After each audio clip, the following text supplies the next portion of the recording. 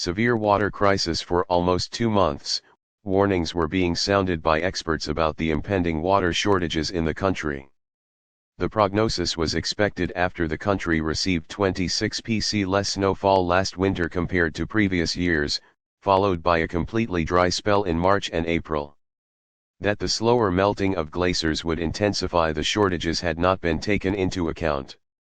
Read, water crisis on horizon as snow melts at snail's pace. Together, these factors meant that Pakistan's rivers would run dry. In fact, the two largest reservoirs, Tarbala and Mangala, hit dead level much earlier than expected. Thus, it is not surprising that the lower riparians in southern Punjab and Sindh are facing their worst shortages in decades, with water from the mighty Indus reduced to 40 pc of its normal flow.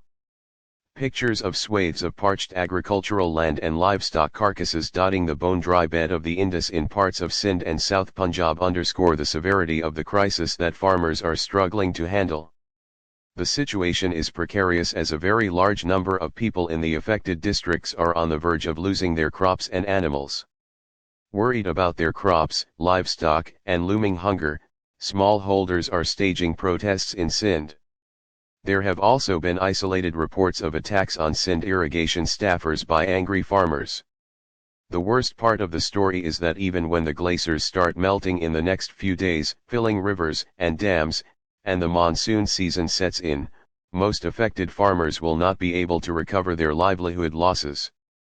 It is almost certain that the current water shortages will persist beyond summer into winter, and we may not have enough water for the rabi crops, especially wheat, in the reservoirs, putting food security at risk. The current situation is just another reminder that Pakistan may become the most water-stressed nation in the region by 2040 because of multiple factors, including climate change, population explosion, mismanagement of the water economy, primitive irrigation practices, and obsolete water transmission infrastructure, lack of reservoirs, etc.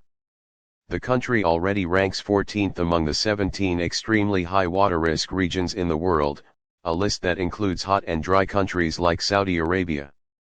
Pakistan's water troubles are not confined to surface water. Groundwater resources are also severely overdrawn for irrigation. Yet no government has shown any urgency to deal with the formidable challenge to food and the long-term economic security of the country's 220 million residents. Read, Sindh on the verge of running dry. The present crisis should be a wake-up call for federal and provincial authorities. It is time they took stock of Pakistan's biggest existential challenge and crafted holistic policies to improve governance in the water sector, built reservoirs for times of shortages, and improved the water transmission infrastructure. The authorities must realize that we are running short of time and options, just like we are running out of water. Published in Dawn, May 14, 2022.